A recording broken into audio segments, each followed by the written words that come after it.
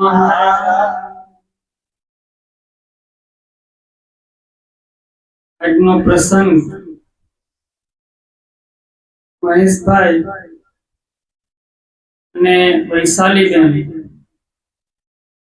તેમના હૃદયની અંદર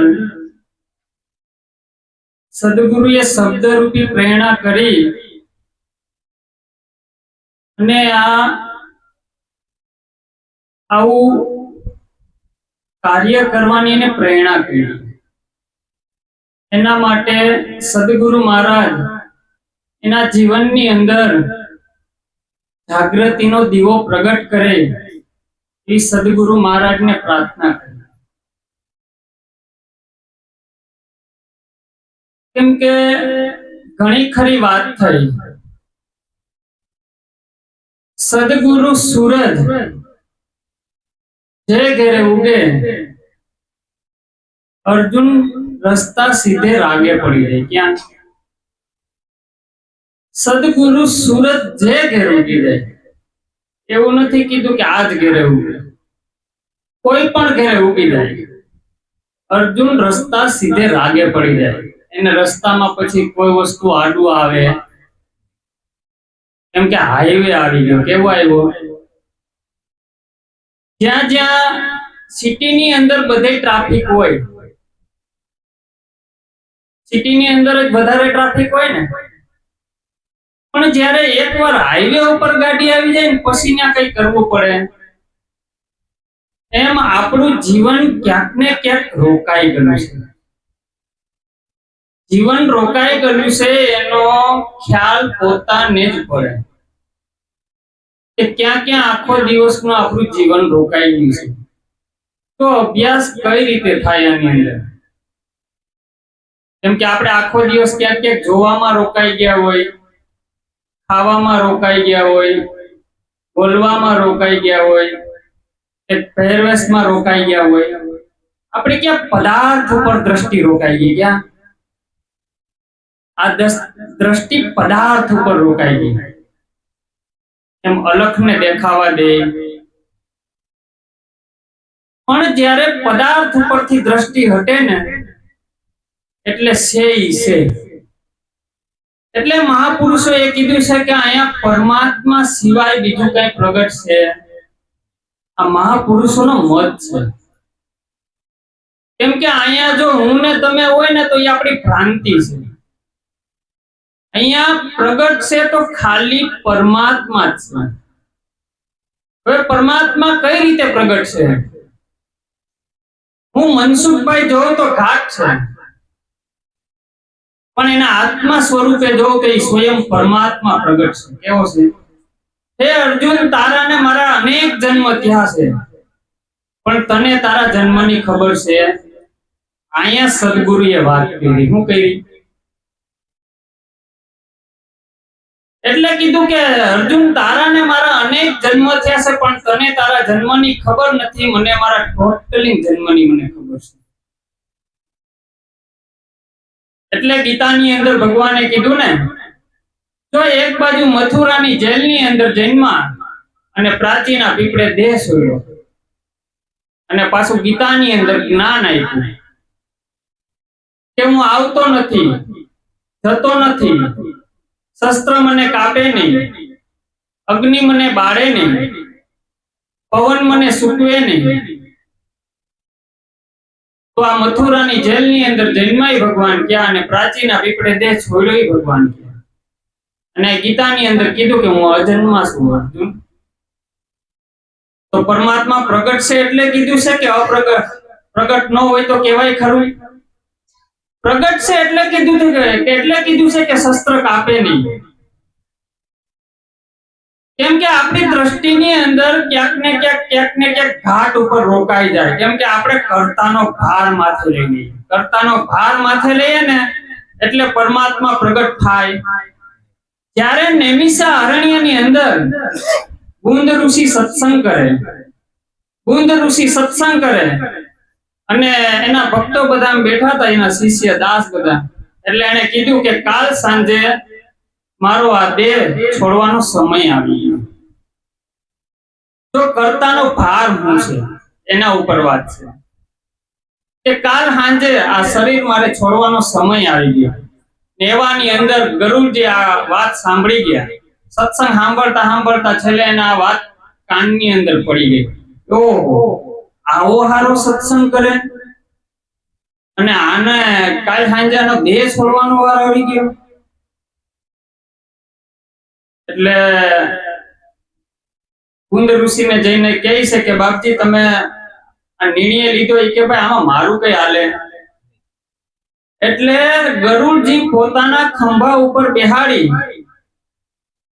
અને બ્રહ્મલોકની અંદર જાય છે અને બ્રહ્માજીને પૂછે કે કુંદ ઋષિ આવો હારો સત્સંગ કરે છે અને એને કીધું છે કે કાલ સાંજે મારો દેહ છોડવાનો સમય આવી ગયો છે, પણ આવું તમારે કરવું હું કામ એમ કે ભાઈ અમારા હાથની વાત છે. તમે વિષ્ણુને જઈને પૂછો. અને ત્યાંથી વિપડા અને વિષ્ણુજીને પૂછે છે કે ભાઈ આવો હારો સત્સંગ કરે અને તમારે એનું દેહ લેવાનું કારણ શું છે, અને ભાઈ આવું સત કાર્ય કરે છે. તો કે ભાઈ આ ડિપાર્ટમેન્ટ આપણો છે, તમે શંકરદેવને જઈને પૂછો. અને શંકર ભગવાનને જઈને પૂછે છે કે આ કુંદ ઋષિનું દેહ લેવાનું કારણ શું છે આ શરીર પાછું. તો કે ભાઈ આમાં અમને ખ્યાલ હોય, તમે કામ કરો, તમે વિધાતાને જઈને પૂછો, વિધાતા તમને આ વાતનો જવાબ આપશે. એટલે ગરુડ ત્રણ લોકની અંદર લઈને ગરુડ કુંદ ઋષિને ફેર્યા એટલે થાકી ગયું. શરીર છે ને થાકી ગયું ને એટલે ગરુડ બોલ્યા કે કુંદ ઋષિને કે તમે મારા આસન ઉપર બેહો અને હું છે ને હમણાં વિધાતાને જઈને પૂછી આવું. એટલે ઉડવામાં મારે ખમવું પડે, થોડોક વજન ઓછો થઈ જાય ને. એટલે પોતે ઉડાન ભરી અને વિધાતાને જઈને પૂછ્યું કે નેમિષા અરણ્યની અંદર કુંદ ઋષિ સત્સંગ કરે અને આવો હારો સત્સંગ કરે કે એને કીધું છે કે ભાઈ કાલ સાંજે મારે આ દેહ પાડવાનો સમય આવી ગયો છે, પણ આવા તમે લેખ એના કેમ લખ્યા? અને ચોપડો ખોલ્યો આમ તો કે ભાઈ એનું મૃત્યુ 3 કાળની અંદર છે. એનું મૃત્યુ 3 કાળની અંદર નથી, પણ આ કુંદ ઋષિ બોલે એ ખોટું ઈ કે.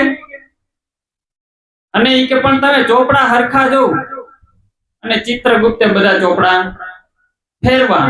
ઈ કે ભાઈ 3 કાળની અંદર એનું મૃત્યુ છે, પણ જો ગરુડ એના પોતાના ખંભા ઉપર બેહાડી અને 3 લોકની ઉપર આટા મારે અને એનું જો ગરુડ આસન આપે તો એનું મૃત્યુ.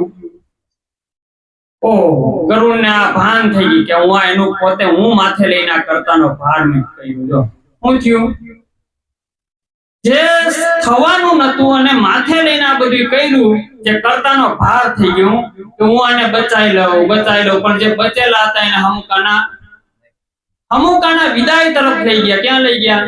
આ કરતાનો ભાર માથે થઈ ગયો. એટલે કીધું છે કે હું કરું એ જ અજ્ઞાનતા.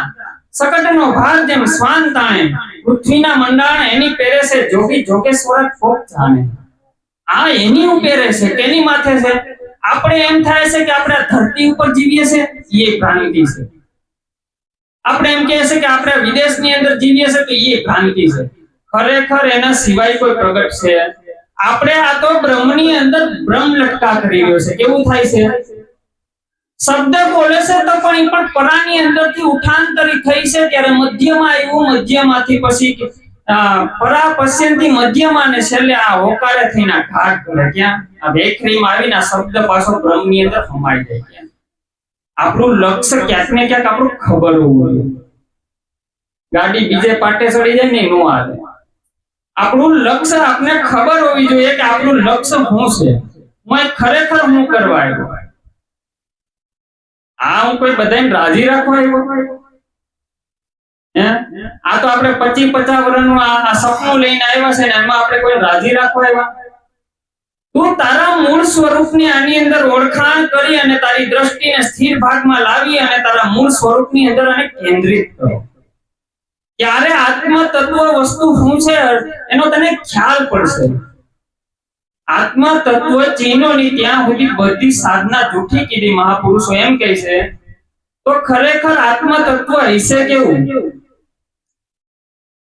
આની અંદર વિચાર માંગે ને કે આત્મ તત્વ આની અંદર કહેવાય કોને?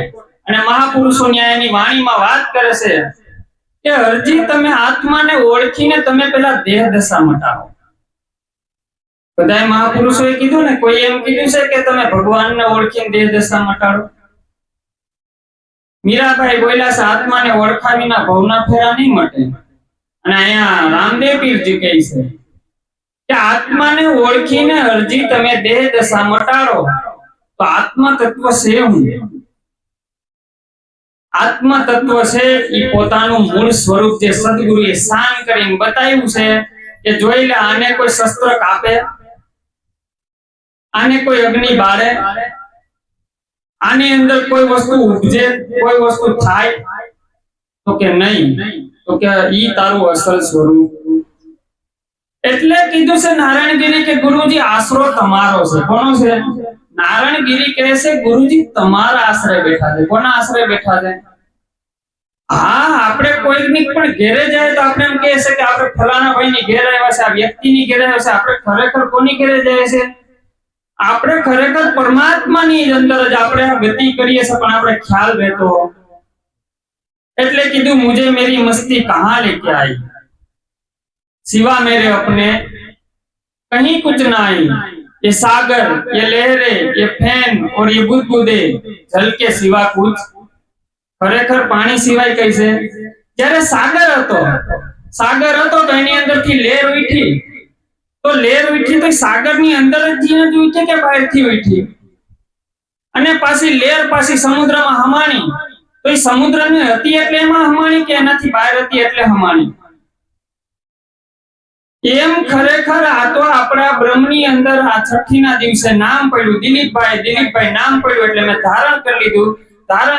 જેવું નામ ધારણ કર્યું એવો વેશ ધારણ કરી લીધો. વેશ ધારણ કર્યું એવું આપણે વર્ણ વેશ, આપણે શું કર્યું? સમાજ નક્કી કરી લીધો. સમાજ નક્કી કર્યો એવું આપણું ગામ નક્કી કર્યું. ગામ નક્કી કર્યું, રાજ્ય નક્કી કર્યું, દેશ નક્કી થઈ ગયા. બધું નક્કી થતા પોતાનું જે મૂળ સ્વરૂપ હતું ને એની પર પડદા પડી ગયા. શું કીધું?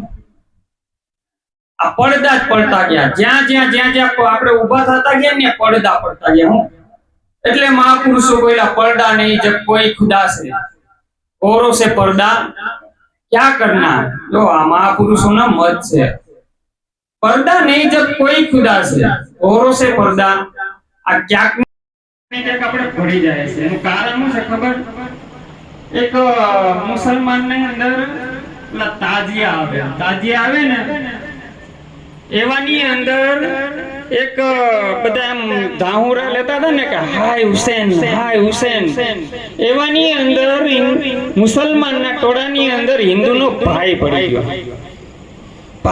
ગયો અને પોતે ભાન ભૂલી ગયો. અને આ બધું કેવું ધાહુરા લેવા હાય હુસેન. એવામાં કોઈને કીધું કે ભાઈ તમે શું કરો? ઈ કે ભાઈ હું આ સાજિયા લઉં છું. ઈ કે પણ તમે તો હિન્દુ છો ને. જો આ ભાન ભૂલી ગયો. શું થયું? એમ આપણે હિન્દુના મુસલમાનમાં ટોળાની અંદર જેમ હિન્દુનો ભાઈ પડી ગયો છે, એમ આ સંસારના ભાગની અંદર બ્રહ્મ હતો એની અંદરથી છૂટા પડી અને આપણે સંસારના ભાગની અંદર ભળી ગયા છે. ખરેખર આપણે અહીંયા ખરેખર ભળવાનું નતું. આપણે અહીંયા ખાલી આમ દ્રષ્ટિ રાખવાની હતી. કેવી? આ જે કઈ પણ ઉઠે છે એ હું. હા, અભ્યાસ આમ કરાય. કેમ કરાય? જે કઈ પણ ઉઠે છે એ હું. આ બધું ક્યાં ઉઠે છે? આ મનની અંદર ઉઠે છે. તો મનને એટલું તો કહેતા આવડવું જોઈએ ને કે આ મન હું નથી. આ સુરવીર થઈ જવાય. કેવું થઈ જવાય? કોઈ ન હોય તો એકલા બોલી લેવાય. આપણે કેટલું મન આખો દિવસની અંદર પજવે છે, ત્યાં ખ્યાલ તો કરવો જોઈએ ને. એ મન તું મને એટલા વર્ષોથી આ પજવે છે, પણ એ મન તું નથી. આ હું નથી. મન તું છે ને મારા વડે છે, પણ હું કઈ તારા વડે છું. હા, જો બે જુદા પડ્યા. હું કર્યું? શરીર અને મન બે જુદા પડી ગયા. જે શરીર અને મન બે એકરૂપ થઈ જતા ને, ઘડી મનની અંદર બધું ઊંચ નીચે દેખાડે ને. હા, મનને અહીંયા ખબર પડી ગઈ કે હવે આનો ગુરુ મળી ગયો. જ્યારે આની ઉપર લગામ થઈ જાય ને એટલે આ મન ક્યાંય જાહે. આખો દિવસ આપણે ભટકાવતું હોય તો મન જ ભટકાવે ને. અહંકાર તો કેટલાય મોડા પહેરી લે, પણ આ મન છે ને બધા એને પ્રેરણા કરે. શું કરે? આ બુદ્ધિ ને બુદ્ધિ શું કરે ખબર? હા, તમારાથી થોડું કઈ બીજું મોટું હોય. જો આ બુદ્ધિ અહંકાર ને પ્રેરણા કરે. હા, તમારો ભાઈ, ઓહો, તમારું તો હું કેવું. ઓલી બુદ્ધિ છે ને અંદર બેઠી બધું એને એટલી શણગાર કરી દે ને કે ઓલાની ઉપર પડદો નાખી. હા, બહુ સારું. તઈ એને ખબર પડે કે અહીંયા હું છે, આ હટી ગયા, હું થયું, બેયનો પડદો હતો ને છૂટો પડતો ગયો. જ્યારે પોતાની અંદર અભ્યાસ કરવો ને, આવો તો સૂક્ષ્મ અભ્યાસ કરવો. એટલે હમણાં માં ગંગા સતીની વાણી બોલ્યા ને કે સૂક્ષ્મ ખાવું, સૂક્ષ્મ ચાલવું, સૂક્ષ્મ કરવું અભ્યાસ. કેવું? પણ આ ચિત્ત છે ને ક્યાંય કોઈને આપવું. જ્યારે આ ચિત્તની અંદર છાપું પડવાની બંધ થઈ જાય ને, એટલે મહાપુરુષો બોલ્યા છે, ચિત્ત ચટકું લાગ્યા વિના કેમ કરી રીજે કીર્તાર, ઈયળની ભમરી થાય તો આ માણાને કેટલી વાર. જો આ ચિત્તની અંદર આ બધી છાપું પડતી હતી ને, હવે એ બંધ થઈ જાય પછી ખબર પડે કે આની અંદર અભ્યાસ કેમ કરાય. આવો સદગુરુનો મહિમા છે.